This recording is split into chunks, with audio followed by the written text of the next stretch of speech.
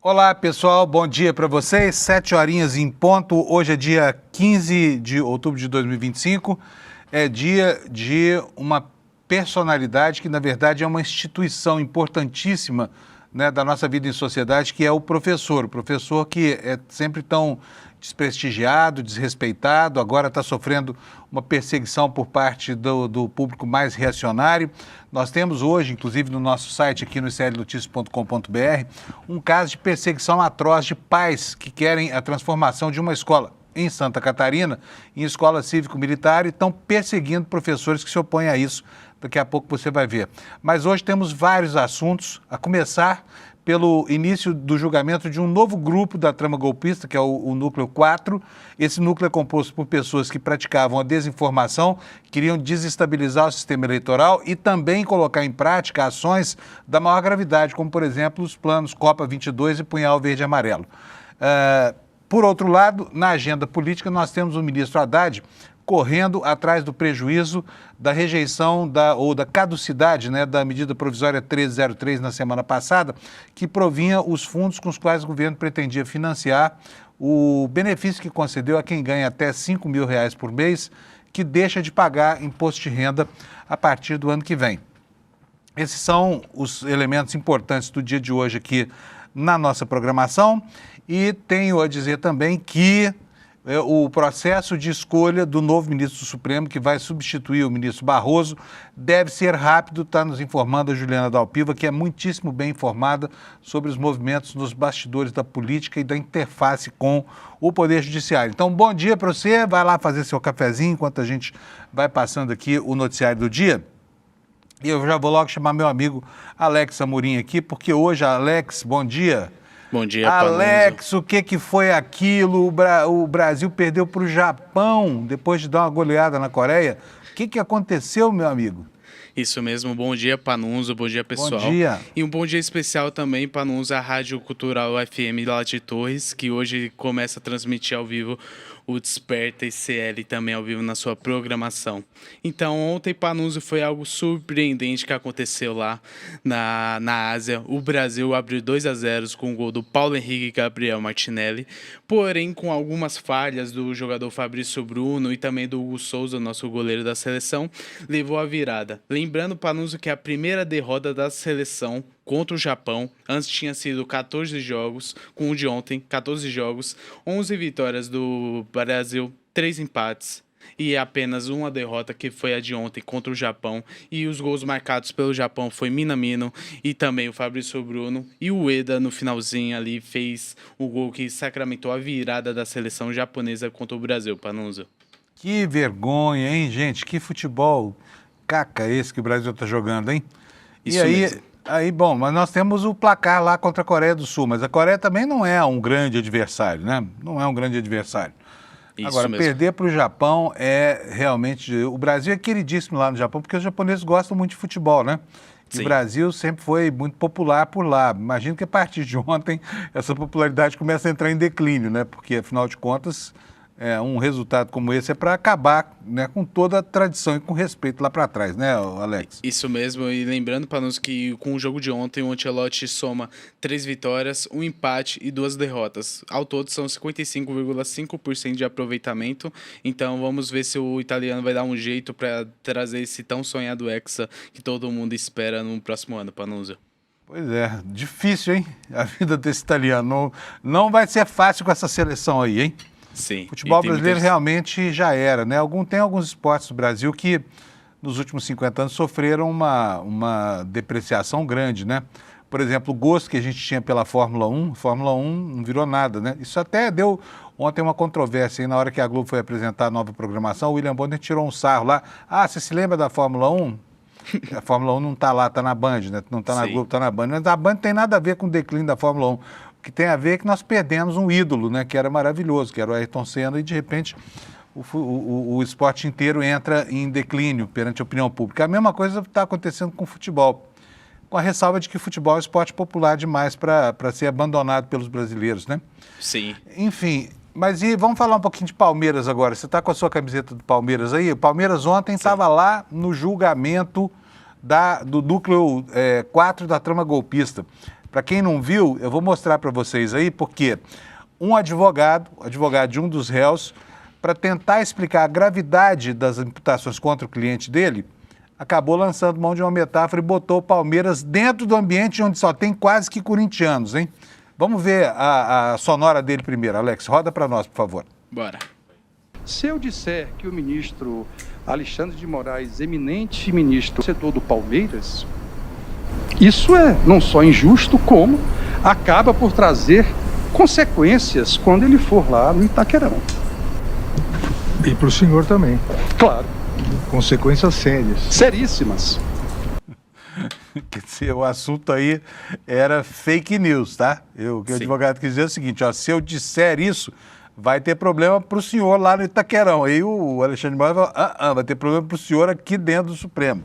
Que Isso trata mesmo, fake lembrando news. que o Alexandre de Moraes é um torcedor roxo do Coringão e a única ressalva para anúncio que ele fosse perfeito 100% se fosse palmeirense, mas infelizmente ele é corintiano. Seria perfeito se fosse palmeirense, é? Sim, se fosse palmeirense não teria nenhum defeito para anúncio. Tá bom. Alex, mais alguma coisa aí com relação ao futebol, não? Então, Panunzio, hoje teremos também a 28ª rodada após essa data FIFA e hoje teremos a abertura dessa 28ª rodada com Palmeiras e Red Bull Bragantino, Botafogo e Flamengo, Mirassol e Internacional. Já do outro lado teremos Sport e Ceará, teremos o Clássico Mineiro entre Atlético Mineiro e Cruzeiro, Fortaleza e Vasco e finalizando o dia de hoje teremos o Clássico Santos contra o Corinthians lá na Vila Belmiro. Esqueci um pouquinho, mas foi. Você não esquece do palestra, né? Isso mesmo. Palestra não esquece. Agora, vamos fazer a mesma coisa que a gente fez outro dia aqui, ver como é que está o Data Alex, SEDLEX, nosso instituto de pesquisa aqui, porque o Alex dá seus palpites, gente, e tem aí um certo comentário de futebol que se consagrou por alardear que acertava resultados, né? Não vou nem dizer o nome dele aqui, porque não precisa, você sabe quem que é. E o Alex está se especializando na precisão dos seus prognósticos. Então vamos lá. Qual vai ser o resultado? Amanhã a gente vai botar a gravação no ar e você vai conferir quanto o Alex acertou. Isso a nossa mesmo. margem de acerto é bastante alta, está em 50% aqui, exatamente. Sim. Não é isso, Alex? Amanhã vai ter 100% se Deus quiser, para não... Sei não, hein? Mas vamos lá, vamos conferir. Bora. Palmeiras e quem aí? Red Bull Palmeiras Bragantino. e Red Bull. Quanto? Palmeiras 2-0.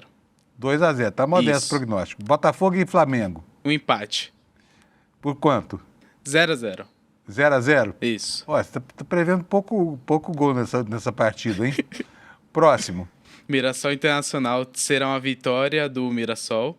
Sport e Ceará, um jogo difícil lá na Ilha do Retiro, porém eu creio na vitória do Sport. Atlético Mineiro e Cruzeiro, eu vou ser um pouquinho clubista, eu acho que vai dar o Atlético Mineiro. Por que você está sendo clubista aí? Explica pra nós. Porque o Palmeiras é líder. Então eu coloquei empate Botafogo e Flamengo para favorecer o Palmeiras e a derrota do Cruzeiro para favorecer o Palmeiras. Mas aí não vale, Alex. Você tá prevendo resultado só do jeito melhor pro Palmeiras.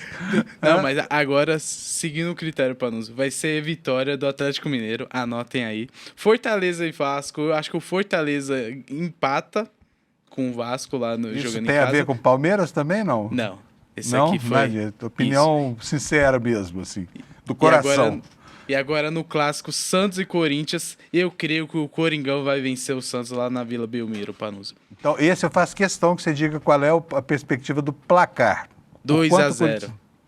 2-0? Eu vou botar um Isso. 4-1 aqui, tá? Pro Corinthians? Pro Corinthians, Vamos ver o que vai acontecer gostei. aí. Amanhã a gente verifica. Gostou? Eu gostei. Olha, palmeirense gostando de um placarzão desse pro Corinthians. Eu gostei. É coisa rara. Valeu, Tá Panuso, bom. vamos nessa. Bom, amanhã a gente vai voltar a gravação aqui para a gente conferir como é que anda digamos, a eficiência, né? Porque você sabe que o DataLex SEDLEX é um instituto de pesquisa cuja amostra é composta por um único entrevistado, que é o Alex, com margem de erro de 50% e confiabilidade... Confiabilidade é de quanto mesmo? 100%. Não, vamos diminuir para 50, vai. 50, Tá bom. vamos nessa, Panuso. Beleza, um abraço, Alex. Bom programa para nós aqui. Gente, o Alex está cada dia que passa mais importante. Aqui vocês estão vendo aí que ele está todo animado com esse negócio aí do Palmeiras ser o primeiro da tabela, né? E vamos ver o que vai acontecer aí, porque tem chão ainda, né? Mas vamos lá, gente, meteorologia no ar para vocês, vamos ver como é que está o tempo no Brasil. O mapa está coloridinho aí, essa faixa verde atravessando todo o centro lá do extremo noroeste até o sudeste, o sul da Bahia e o litoral capixaba, né? Vai chover em toda essa região aí em verde. Brasília, pessoal de Brasília está contente lá com essa previsão aqui do tempo, porque, né, já estavam com saudade lá. Não só Brasília, mas tem um incêndio na Chapada dos Veadeiros, que fica próximo a Brasília, lá no estado de Goiás. Tem incêndio no Pantanal e toda essa região que está aqui hoje marcada com verde, vai ser uma bênção se chover. Tomara que chova, né? Chuvas que devem se estender para essa área lindeira e amarela ao norte e ao sul da faixa verde, tá bom? Vamos ver, hoje não tem nenhum aviso meteorológico relevante, tá? Hoje o tempo no Brasil não terá extremos, pelo menos é o que diz a previsão. E as temperaturas estão altas, olha, Porto Alegre vai ter 25 de máxima, Florianópolis vai ter 22, a geladeira do Brasil, Curitiba, começou o dia com 13 e a temperatura vai até 22. Aqui em São Paulo, a máxima será de 24, com mínima de 17, já foi, né? No Rio de Janeiro, a temperatura chega a 28 graus, não é o calorão que os cariocas adoram, mas é quente do mesmo jeito. Lá no Espírito Santo, em Vitória, 27 graus. Em Belo Horizonte, 29 graus, muitas nuvens, e aqui a previsão. Em Campo Grande, a máxima será de 34. Em Goiânia, muitas nuvens, pancadas de chuva. O pessoal de Goiânia está comemorando a volta da chuva, máxima de 33 graus. Em Brasília, muitas nuvens, pancadas de chuvas isoladas. O pessoal pode sair de casa aí para tomar chuva em Brasília, tá? Máxima de 28 graus, vai estar fresquinho. Em Palmas, 35 graus de temperatura, também vai chover. Em Cuiabá, a temperatura máxima será de 36, em Porto Velho de 32, no Rio Branco 32, em Boa Vista 34, em Manaus 34 graus também. No Macapá, 34 graus, Belém do Pará, a mesma coisa, São Luís do Maranhão, 32, Teresina, Piauí, 39 graus, eita nós, hein? Caloraço por lá. Fortaleza, tempo claro, 31 graus, e aqui as capitais do Nordeste hoje, todas girando em torno de 30 graus de temperatura máxima, com um dia de sol lá, bom para aproveitar na praia, para quem gosta, né? Inclusive Salvador, que passou o começo do ano inteiro aí, debaixo de uma chuvarada, né? E aqui voltamos à Vitória, já terminei a previsão do tempo. Vamos então agora para os destaques das notícias aqui na capa do nosso site, no iclnoticias.com.br. E começamos pelo assunto que é hoje o tema do nosso jornal, que é a escolha do futuro ministro do Supremo, que irá substituir o ministro Barroso, que está de saída. E tudo leva a crer, nos conta aqui a Juliana Dalpiva, que o Lula deve nomear o advogado-geral da União, Jorge Messias, para essa vaga nos próximos dias, né? E a posse, nos conta a Juliana, seria ainda neste ano de 2025. O Jorge Messias vai ter o périplo que ele vai ter que fazer, lá pelos ministros do Supremo, mas a campanha dele está bem preparada, né? E, enquanto isso, os identitaristas e aqueles que defendem a presença de mulheres e negros entre os indicados por Lula vão ter que aguardar mais. Esse é o dado negativo dessa história toda, né? Então vamos lá, gente, vamos lá para o próximo destaque. Hoje, como eu falei lá no comecinho, é dia dos professores, nós temos uma matéria aqui no nosso site da Amanda Miranda, lá em Santa Catarina, falando sobre ataques de pais extremistas a professores de uma escola, que é essa escola que chama Escola de Ensino Básico de Muquem, que vai ser transformada num Instituto de Educação Cívico-Militar. E os professores que se opõem a isso, aliás, porque tem muita gente que se opõe a isso no Brasil, mas lá em Santa Catarina é pecado. Então, pais radicais começam a perseguir professores, e perseguir mesmo, tá? A ponto de um deles ter saído fora do circuito para ficar livre do assédio desses pais. Um próximo destaque é uma matéria aqui, olha, do Walter Matos da Costa, dizendo aqui, parabenizando o professor pelo seu dia, mas ressaltando que tem muitas coisas ainda para serem conquistadas, né? Operação Cisâmenes, outro destaque aqui na capa do nosso ICL, aquela operação que tem por objetivo desvendar o que se passa nos bastidores do STJ, né, com a possível venda de informações e até mesmo venda de sentenças por funcionários dos gabinetes de muitos ministros lá no Superior Tribunal de Justiça, né? E aqui o nosso destaque é que a Polícia Federal enxergou um padrão de organização criminosa em relação à comercialização das decisões que têm sido vendidas por servidores do STJ para interessados, tá? Com relação ainda à Polícia Federal, uma nova fase da operação sobre desvios de emendas e um deputado teve o celular apreendido. E vamos falar bastante ainda, é o último destaque aqui, sobre essa questão da indicação do Jorge Messias, o famoso Bessias, que o Brasil conheceu como Bessias, naquele grampo ilegal que o Moro deixou vazar, quando a então presidente Dilma Rousseff comunicava ao hoje presidente Lula, na época ex-presidente, já quase a caminho da prisão, que ele seria nomeado ministro para evitar a consecução da prisão, né? E o Sérgio Moro ilegalmente divulgou essa gravação, transformou algo que nem era uma prova em processo, porque o prazo para coleta desse tipo de prova já tinha se encerrado por ordem dele mesmo, mas ainda assim ele não quis nem saber, soltou a gravação e assim ajudou a sujar ainda mais a barra do Lula. Mas o Messias, que a Dilma dizia ao Lula, olha, o Bessias vai levar você o texto do decreto de nomeação, só use se for necessário. E esse Bessias virou o Jorge Messias, que hoje é advogado-geral da União, muito competente, aliás, e que tem tudo para se tornar ministro do Supremo Tribunal Federal, tá? Vamos começar o assunto do Supremo pela matéria da Juliana Dalpiva, aqui no nosso site hoje. Ela está nos contando, e a Juliana é boa pra caramba de informação lá nas Cortes Superiores, que o Lula deve nomear o Bessias para o Supremo nos próximos dias. Com a anúncio sabatina para o Senado, deve ser rápida e a posse seria antes do fim deste ano movimentadíssimo na justiça brasileira, né? Desculpa, é um leve resfriado.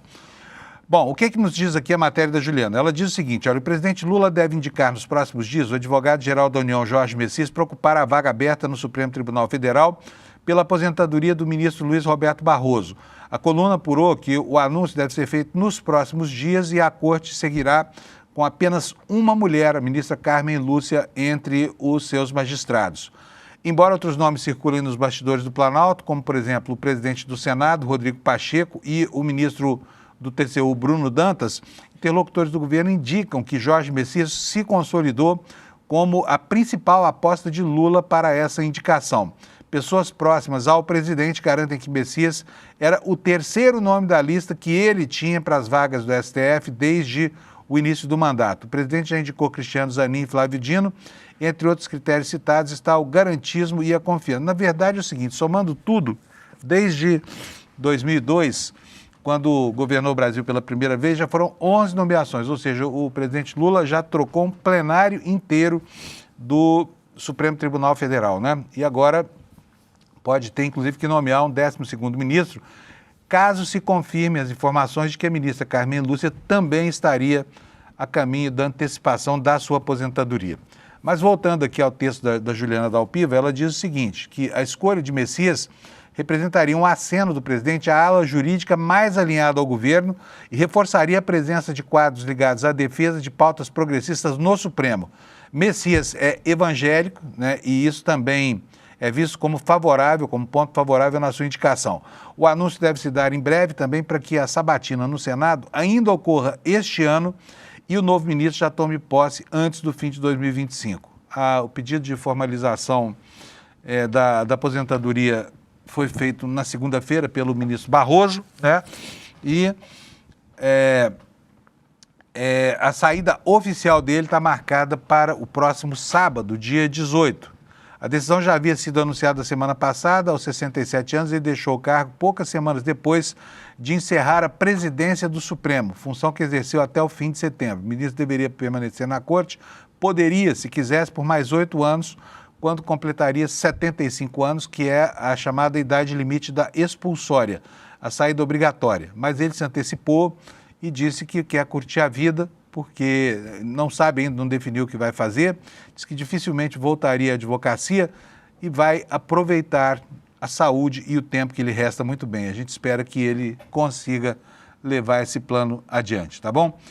Ocorre que, ao definir que o sucessor de Barroso será mesmo o Messias, o presidente Lula vai preterir e vai frustrar muita gente que esperava que ele indicasse ao menos uma mulher, ou um negro, ou ainda uma mulher negra para essa vaga que se abre, porque o presidente está realmente devendo aos grupos que advogam pela causa da diversidade, né, contemplá-los com nomeações. Até agora, só a presidente do Superior Tribunal Militar, só a presidência do Superior Tribunal Militar ele concedeu a uma mulher, o que deixa as mulheres machucadas com o presidente da República, né, e também os movimentos que defendem a participação efetiva de negros nas cortes brasileiras, que são, sim, né, de uma branquitude impressionante, que chega a cegar a gente.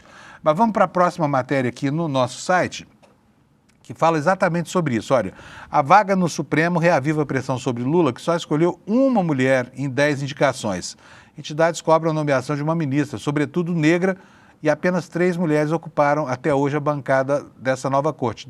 Eu me lembro dos nomes de cor aqui. Foi a Ellen Grace, a pioneira, depois a Rosa Weber e agora a ministra Carmen Lúcia. É muito pouco, né, considerando que o Brasil tem uma maioria da população que é feminina. Então tem razão aqueles que criticam a ausência de representatividade, principalmente do sexo feminino e da população negra entre essas indicações.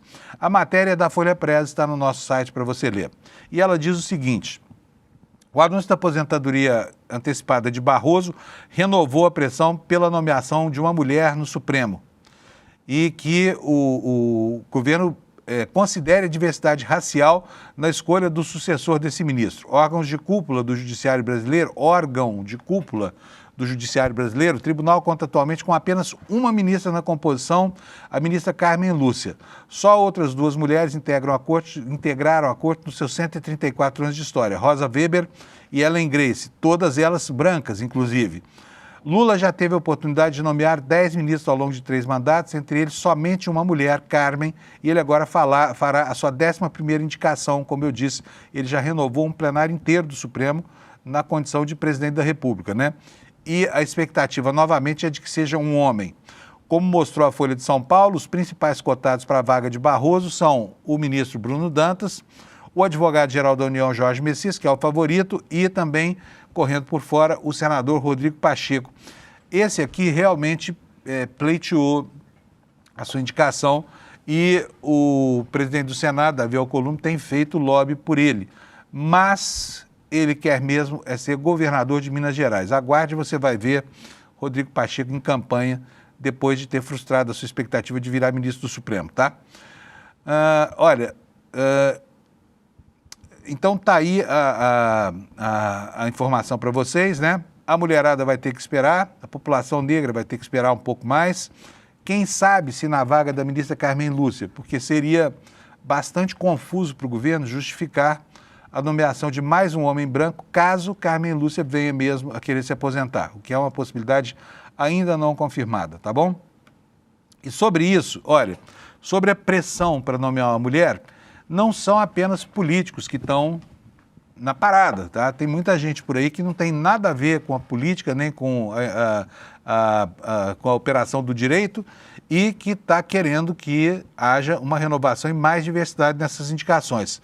Veja só o que é que o G1 está informando para a gente. Anitta, tá? A Anitta pede para que o Lula indique uma mulher para a vaga de Barroso no Supremo Tribunal Federal. Vamos ver o que nos diz essa matéria aqui. A cantora Anitta fez um apelo nesta terça-feira para que o presidente Luiz Inácio Lula da Silva indique uma mulher para a vaga no Supremo Tribunal Federal deixada pelo ministro Barroso. Em 134 anos, o Supremo já teve 172 ministros, só que apenas 3 eram mulheres e nenhuma delas era negra. Se Lula optar novamente por um homem, o tribunal voltará a ter 10 ministros e apenas uma mulher, porque Carmen Lúcia permaneceria ali, ela que foi indicada por Lula mesmo em 2006, tá? Já falei aqui os nomes. Tá aqui, olha, a manifestação da Anitta. Um dos ministros do Supremo se aposentou. O presidente Lula terá que indicar um novo nome. Gostaria de tornar público um pedido para que seja uma mulher. Em 134 anos de história, o Supremo Tribunal Federal já teve 172 ministros, entre eles apenas 3 mulheres e uma negra. Está aqui o post da Anitta, tá? Hoje temos uma entre os 11 homens, quer dizer, não é uma entre os 11, é uma entre 10 homens, né? Tenho certeza de que existem mulheres qualificadas para o cargo no nosso país, onde a maioria da população é mulher. Compartilhe com toda a esperança, disse a Anitta aqui nos stories do seu Instagram, tá? Será que isso vai ter eco? Não terá eco, porque o pragmatismo que cerca essas disputas passa longe desse jogo de pressões, né? A matéria ainda fala sobre a aposentadoria do ministro Barroso, diz que Lula deve se reunir nesta semana. Isso pode acontecer já a partir de hoje, tá? Para decidir sobre quem é que assume essa vaga lá na corte. E diz que vai conversar com muita gente, mas a decisão parece mesmo sacramentada, tá? Olha só o que é que disse o presidente sobre essa pressão pela diversidade. Eu quero uma pessoa, não sei se mulher ou homem, não sei se preto ou branco, eu quero uma pessoa que seja, antes de tudo, uma pessoa gabaritada para ser ministro da Suprema Corte. Eu não quero um amigo, eu quero um ministro da Suprema Corte que terá como função específica cumprir a Constituição brasileira. É isso que eu quero, declarou o presidente. Mas sabe-se que os critérios, e aí essa é uma questão mais do que objetiva, né, que norteiam a escolha do presidente são a confiança, né, principalmente a confiança e a proximidade. E isso faz de Jorge Messias, que é um aliado muito leal ao presidente da República, a sua principal indicação, tá? Então, mulheres vão ter que ter mais paciência, esperar pela próxima oportunidade. E aí, só a pressão da Anitta não vai fazer o jogo virar. Olha só, ainda há nos bastidores uma corrida para viabilizar o nome do Rodrigo Pacheco. E isso está expresso hoje numa reportagem da Folha de São Paulo, que eu vou mostrar para vocês. Olha, favorito para a vaga de Barroso, Messias enfrenta a campanha de ministros do Supremo por Pacheco. Então, Pacheco seria o favorito dentro do Supremo Tribunal Federal, entre os homens de toga, tá? A matéria nos diz o seguinte: o ministro da AGU, Jorge Messias, é apontado como favorito, mas enfrenta uma campanha de ministros da Corte em favor do senador Rodrigo Pacheco. Apoiado enfaticamente pelo presidente do Senado, Davi Alcolumbre, o movimento dos magistrados se acirrou no segundo semestre de 2025, com a proximidade do fim do mandato do Barroso na presidência do tribunal e o aumento de especulações a respeito de sua aposentadoria, que afinal acabou se consumando.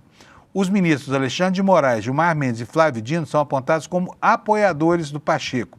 O senador contaria também com a simpatia de Carmen Lúcia e Cristiano Zanin. Portanto, se a homologação dessa indicação fosse feita pelo plenário do Supremo, ele já teria aí pelo menos 5 votos, o que não é pouca coisa, né? Na noite de ontem, o presidente Lula recebeu Gilmar, Moraes, Dino e os ministros Cristiano Zanin e Lewandowski no Palácio da Alvorada para discutir a sucessão de Barroso. Essa articulação pró-Pacheco se intensificou em julho, quando o governo decidiu brigar na Justiça pela reativação do decreto com elevação do IOF, Imposto sobre Operações Financeiras, após a derrubada pelo Congresso Nacional. Por orientação de Lula, a Advocacia Geral da União entrou com pedido de declaração de constitucionalidade do decreto presidencial que aumentava as alíquotas do IOF. Como ministro-chefe da AGU, Messias seria o interlocutor credenciado para a negociação com a Corte. Ministros, porém, encamparam um movimento para que Pacheco fosse escalado para essa função. O senador já vinha se cacifando junto a integrantes do tribunal, a ponto de ser prestigiado no Fórum Jurídico de Lisboa, organizado pelo Instituto de Gilmar Mendes, e Pacheco foi um dos palestrantes do evento em um painel que contava ainda com a participação de Alexandre de Moraes. Mas esse evento, né, que se tornou um evento importante lá em Portugal, levou quase todo o mundo político e jurídico lá para Roma. Agora, é preciso lembrar aqui, o cuidado do Lula não é por acaso, né? O nosso presidente nunca deu muita sorte com as indicações que fez ao Supremo, né? Basta lembrar aqui de 2 dos casos mais crassos, que o Toffoli, que negou a ele, inclusive, o direito de ir ver o velório do irmão, e também o ministro Joaquim Barbosa, né? Com a sua teoria do domínio de fato, que cohonestou ou corroborou os saques contra o sistema de justiça patrocinados por Sérgio Moro e Deltan Dallagnol. Tá? Por falar em julgamento, em Supremo e tudo mais, ontem começou o julgamento do núcleo 4 da trama golpista, né?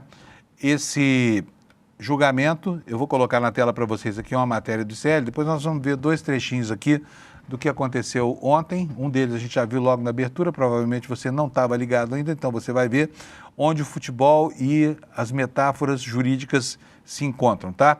Mas o Procurador-Geral da República pediu a condenação de 7 réus do núcleo 4, que é o núcleo da desinformação, e não apenas da desinformação, é o núcleo também da prática, né? Da pior prática criminosa, que foi aquela de deflagrar uma operação para tentar prender e até matar, eliminar, neutralizar presidente e vice da República e mais o ministro Alexandre de Moraes.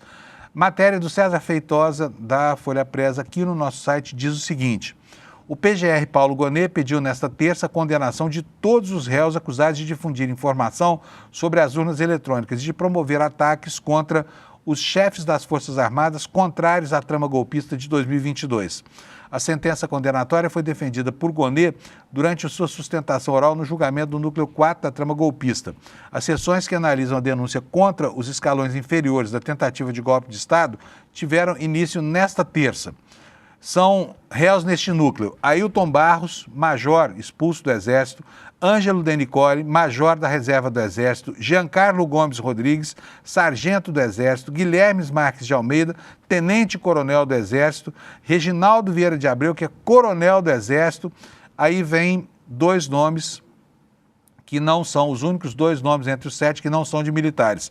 O Marcelo Bormevete, que é policial federal, estava a serviço da BIM Paralelo, um sujeito extremamente violento e truculento, que disse que ia matar muita gente. E também o Carlos César Rocha, presidente daquela vigarice chamada Instituto Voto Legal, que o PL contratou e pagou a peso de ouro para produzir um dossiê falso sobre a ausência de confiabilidade das urnas eletrônicas, tá?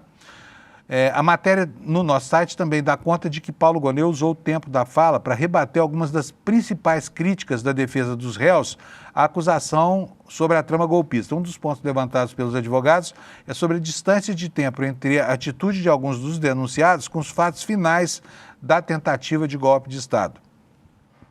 Nós vamos ver agora 2 momentos desse julgamento. O primeiro deles, o que a gente já mostrou aqui na abertura, foi quando um dos advogados usou uma metáfora futebolística para tentar dizer das consequências de uma afirmação falsa perante a corte. Vamos ver esse trecho mais uma vez, por favor, Alex?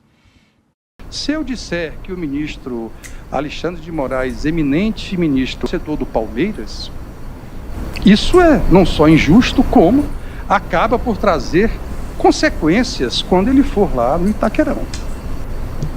E para o senhor também. Claro. Consequências sérias. Seríssimas. Tom de brincadeira. Agora, Alex, aparece aí. Deixa eu fazer uma pergunta para você, por favor. Prontinho, Aí. estou aqui. O que aconteceria se um corintiano, de repente, se declarasse palmeirense e fosse assistir a um jogo lá na Arena do Corinthians? Se um corintiano se declarasse palmeirense e fosse assistir o jogo na Arena Corinthians, ele não entraria e o Anderson até falou, daria até caso de morte para Panuso. Oh, mas isso não é uma democracia? Não. Por que uma pessoa não pode, né? Sim. Mas, enfim, o que importa mesmo é isso que o Alex falou, consequências graves, é isso que o advogado quis dizer. E o ministro Alexandre de Moraes logo rebateu, falou, consequências graves para você também, está fazendo uma acusação muito leviana. A outra fala que eu destacaria, e olha, e aqui é preciso estabelecer com toda franqueza uma diferença com relação à expectativa do que ocorre nesse julgamento. Tenho certeza que o seu interesse, você que está me assistindo agora, não foi tão grande quanto foi da outra vez quando estava em julgamento o Núcleo 1. E o julgamento de ontem pareceu muito xoxo, né? Eu mesmo fiquei cansado de acompanhar porque parecia que não estava acontecendo nada. E esse julgamento é extremamente importante, tá? Bom, quem mais uma vez precisou botar um freio de arrumação ali nos argumentos apresentados por advogados foi a ministra Carmen Lúcia, ela que é tão ciosa do papel do Tribunal Superior Eleitoral, porque, afinal de contas, esse assunto é com ela, né?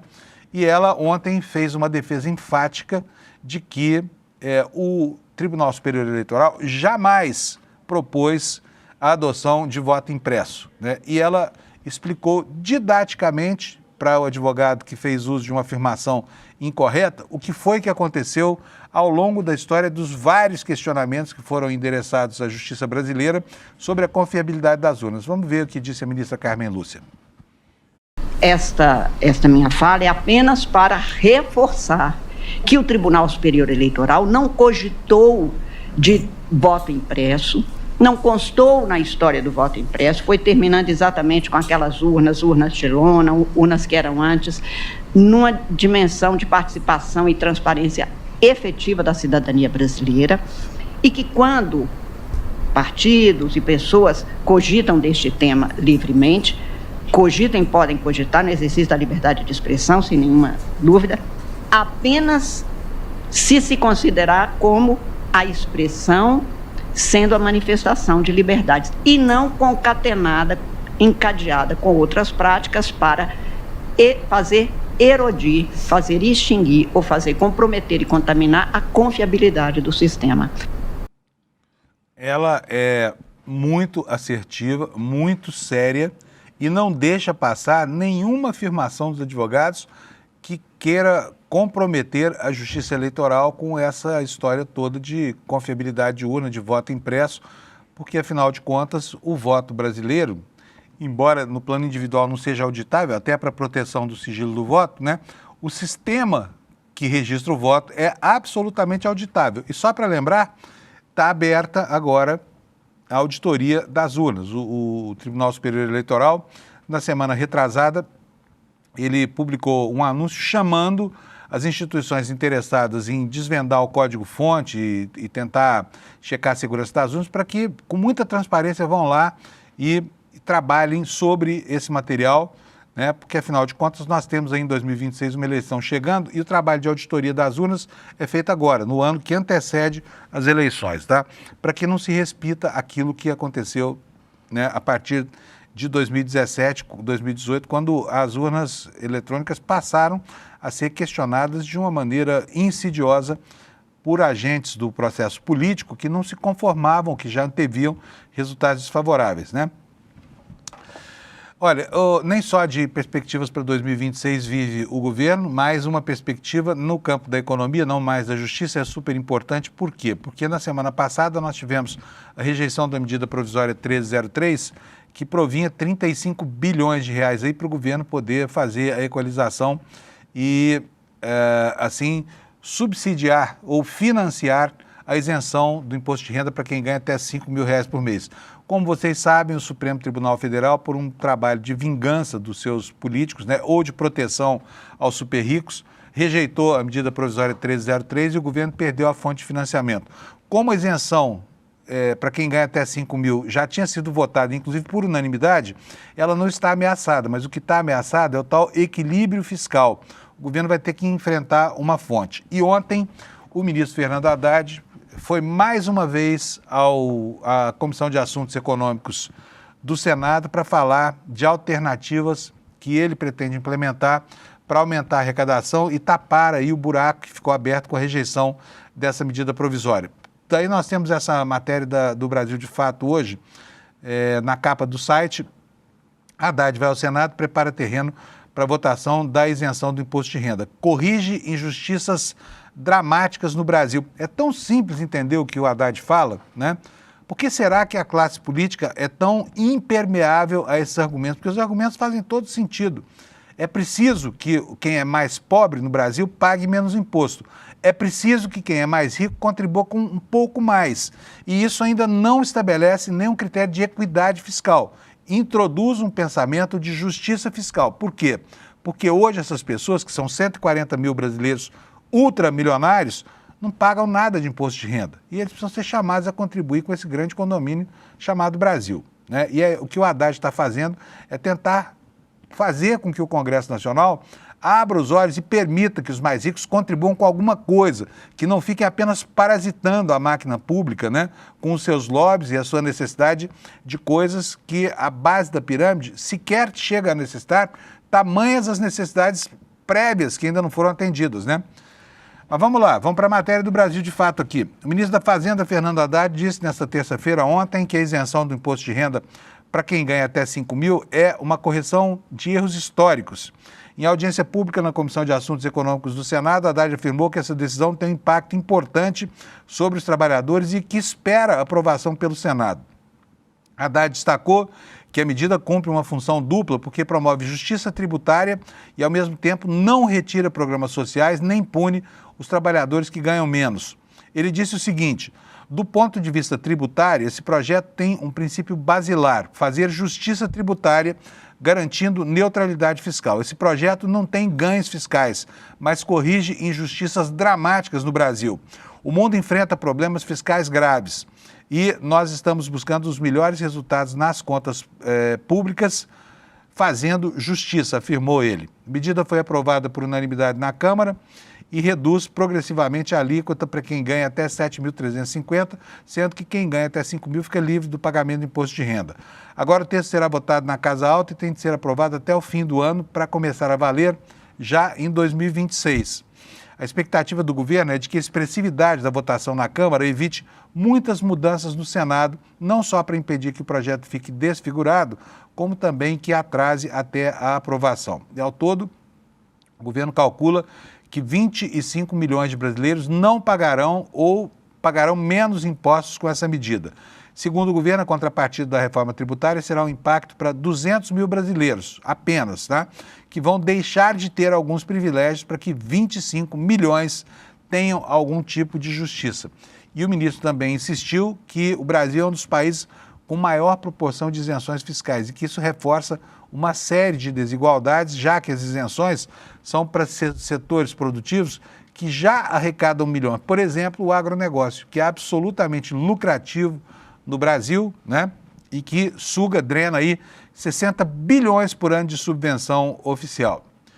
O texto lembra aqui que durante a audiência, Haddad também celebrou as conquistas do governo Lula ao longo dos últimos 3 anos, mencionou queda da inflação, queda no desemprego e aumento do PIB. Haddad disse que não teremos a menor inflação acumulada da história do quadriênio do Lula, com crescimento econômico, vou reler a frase aqui para não ficar truncado. Nós teremos a menor inflação acumulada da história do quadriênio do Lula, com crescimento econômico de cerca do dobro do que vimos registrando. Nós estamos colhendo frutos do trabalho de 3 anos. A trajetória exige cuidado, mas os resultados são muito importantes. E ele também criticou a derrubada da taxação BBB, que é bets bilionários, no Congresso, e lamentou que economistas conservadores agora critiquem a derrubada dessa medida. Ele disse que parece que virou pecado elogiar uma medida de um governo progressista enquanto ele está sendo discutido. E o ministro enfrentou também, né, ontem a ira dos parlamentares de oposição e parlamentares que vão à sessão apenas para gravar a si mesmo admoestando, fazendo admoestações, dando uma bronca do ministro. A resposta do ministro nunca é colocada. Exemplo disso foi o senador Cleitinho ontem, que falou um monte de bobagens lá para o ministro e botou na internet só o trecho em que ele fala, não contemplando a resposta do ministro. Agora, sobre essa batalha, né, para prover os meios necessários para implementar, de fato, essa isenção do imposto de renda para quem ganha até 5 mil, ontem, ao longo dos últimos dias, não ontem, ao longo da última semana, nós temos uma mudança de atitude do governo. Parece que finalmente o presidente Lula leu O Príncipe do Maquiavel, né? E começa a fazer aí um freio de arrumação em nomeações que não faziam o menor sentido. À luz da nossa história recente, vou lembrar para vocês aqui, quando o Bolsonaro foi eleito presidente do Brasil, o que ele fez? A primeira medida dele, ele falou, vou desratizar a máquina pública, vou despetizar a máquina pública, e mandou embora todo mundo que tinha qualquer ligação com o PT, do garçom até o funcionário de confiança, todo mundo que podia ser afastado foi afastado. Realmente ele fez um trabalho ali de expurgo na máquina pública e quando chega o governo do Lula, né, ele abre espaço para um monte de sanguessugas da direita que ficaram o tempo inteiro tripudiando sobre o governo dele, e uma dessas sanguessugas é justamente quem? O senador Ciro Nogueira. É impressionante, mas nos últimos dias houve 2 demissões na Caixa Econômica Federal, e hoje eu ainda não li o Diário Oficial para saber se teve mais, deve acontecer. Porque são várias vice-presidências que estão lá sob o domínio de inimigos do governo. Vou mostrar para vocês quem são os dois demitidos, tá? A informação não é de hoje, mas o conjunto da situação enseja esse tipo de coisa. Vou colocar aqui para vocês, o primeiro dos demitidos foi esse aí que você está vendo na tela. E aqui está o comunicado da Caixa ao mercado, dando conta da demissão do Paulo Rodrigo de Lemos Lopes, ele que era vice-presidente de Sustentabilidade e Cidadania Digital, tá? Quem é esse senhor? Esse senhor foi indicado por ninguém mais, ninguém menos que o Ciro Nogueira, que hoje é o principal nome da oposição, né, num combate sem trégua nenhuma ao governo Lula, né? O que diz aqui? Olha, isso aqui é um comunicado da diretoria da Caixa, assinado no dia 10 de outubro de 2025, portanto, 5 dias atrás, dando conta do seguinte: a Caixa comunica à sociedade brasileira, aos seus clientes, empregados e ao mercado em geral, que o Conselho de Administração decidiu pela destituição ad nutum do senhor Paulo Rodrigo de Lemos Lopes, da vice-presidência de Sustentabilidade e Cidadania Digital. Indicação de Ciro Nogueira. Ciro Nogueira, ele mesmo, tá? Outro, olha só, esse que está na sua tela aí é o Trabulo Júnior, tá? Esse que aparece aí ao lado do Ciro Nogueira no centro. Veja só quem são as pessoas com quem ele anda. No canto esquerdo e superior, fotinha dele com Bolsonaro, né? Aqui embaixo, olha, ele com o Ciro Nogueira, uma velha amizade, eles sempre andaram juntos. Esse Trabulo é um homem da estrita confiança do Ciro Nogueira. E aí do lado direito você pode ver de novo, está lá ele com o prefeito de São Paulo e com o Ciro Nogueira, né? Olha, 46 semanas atrás ele fez publicar esse textinho que você vê aí. Parabéns ao meu amigo e irmão de longas jornadas vitoriosas, Ciro Nogueira Piauí, né? Marcando aqui 2 vezes os perfis de Ciro Nogueira. Esse também dançou. Foram 2 demissões por enquanto na Caixa, tem outras para acontecer, não se sabe ainda que extensão essas medidas terão, mas o fato incrível a notar aqui é que, né, a essa altura do campeonato, passados praticamente 3 anos do governo Lula, essa gente ainda esteja de pendurado em cargo de confiança nas instituições brasileiras, né? E pode ser que o número de demissões passe de 300, chegue a 400 apaniguados dessa gente da direita brasileira. E eu mesmo falava aqui, lembrando que, né, o Maquiavel diz que o mal se faz todo de uma vez só e o bem se faz aos poucos. Mas a principal passagem do príncipe para o Lula é sobre a lealdade das tropas mercenárias, que são essas tropas do Centrão. Maquiavel condena, diz que o príncipe não governará com tropas que são tropas de mercenários, porque elas não devem a ele nenhuma lealdade, elas trabalham pelo soldo.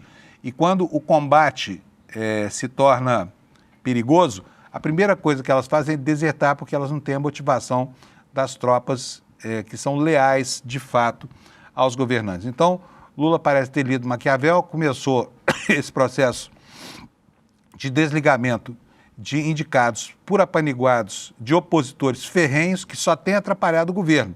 E isso é natural no jogo do poder, tá bom?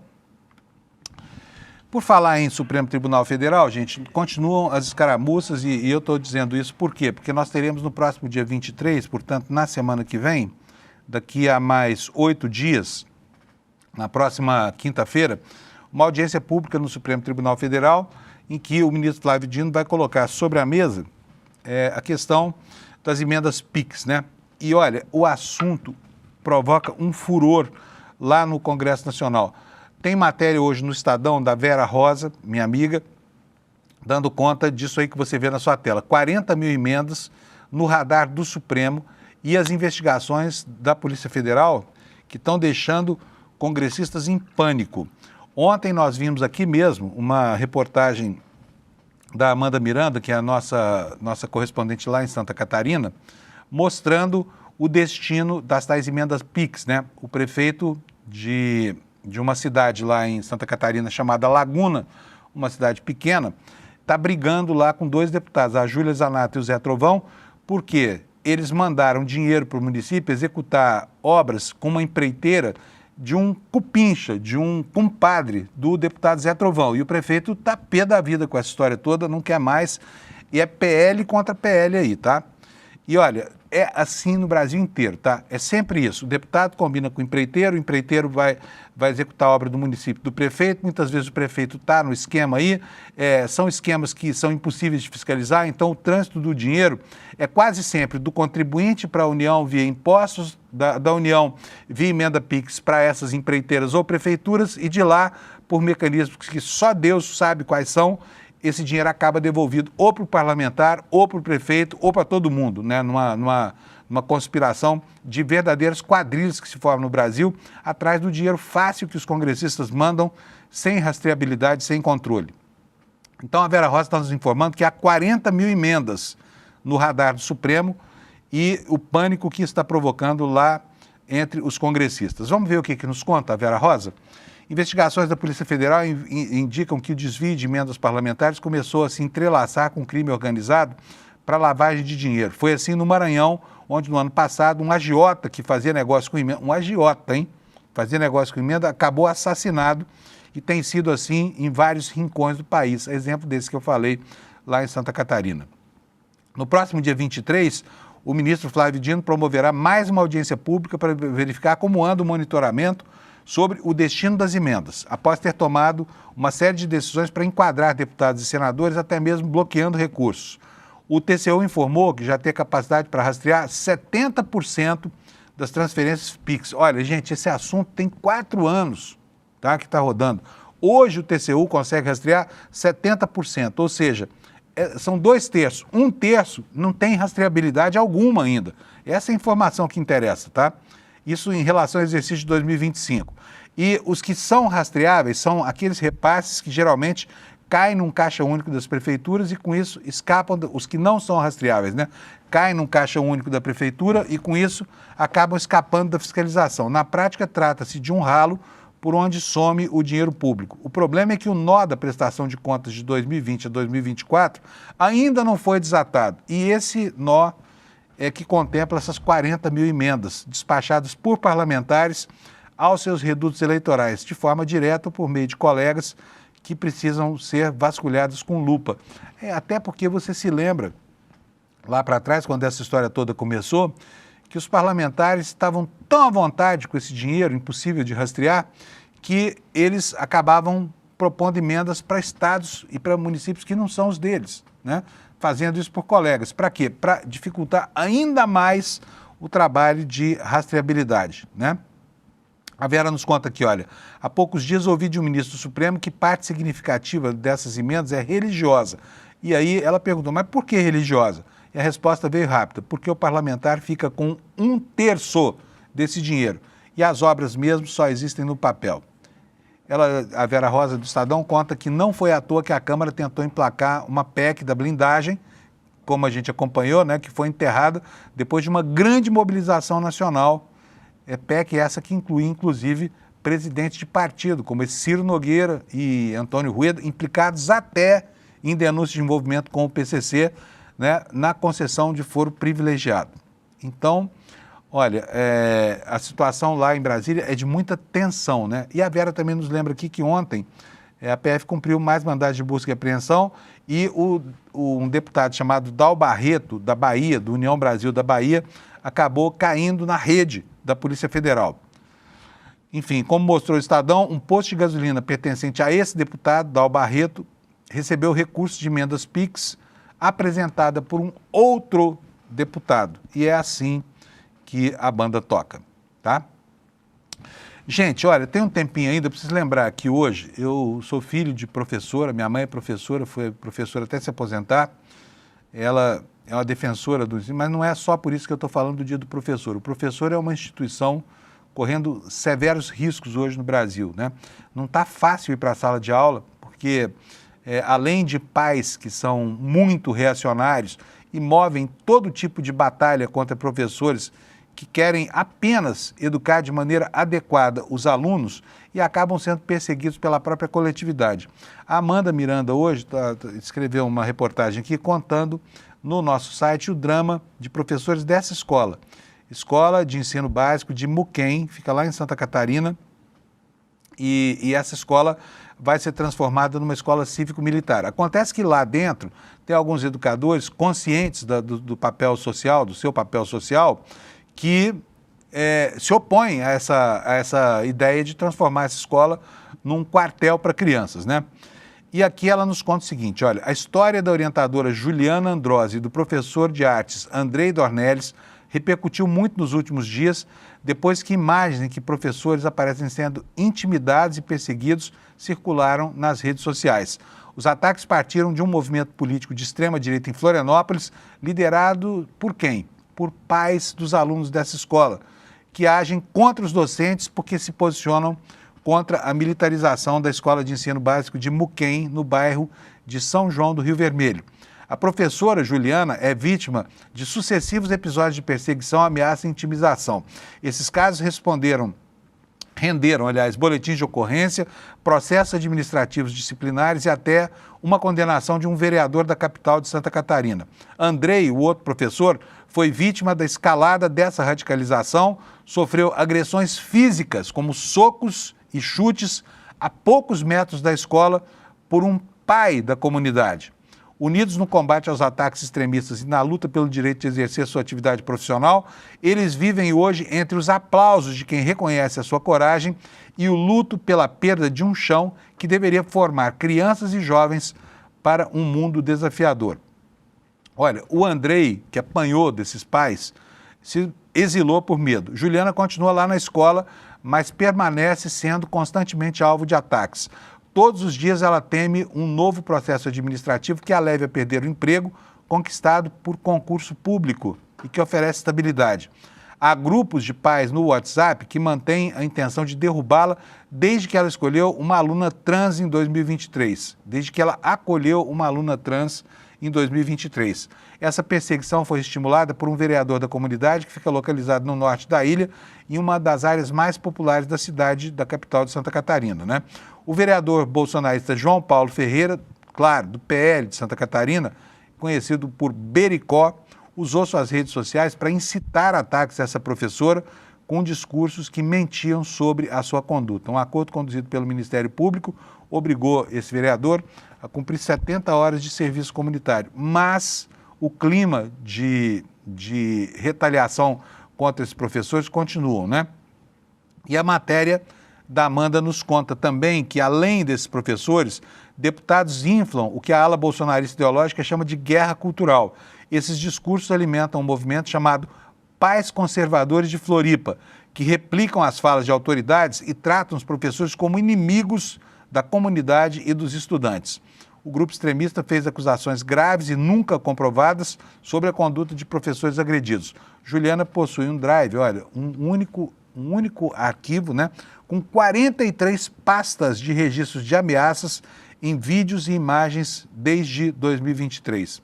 No caso de Andrei, a implicância para com esse professor não se dá só pela questão ideológica, né? É que ele é homossexual, é casado, e as acusações que foram, inclusive, de ameaça à sua vida, né, dão conta de assédio sexual feito nas redes sociais, em grupos de WhatsApp, que não tem qualquer comprovação material.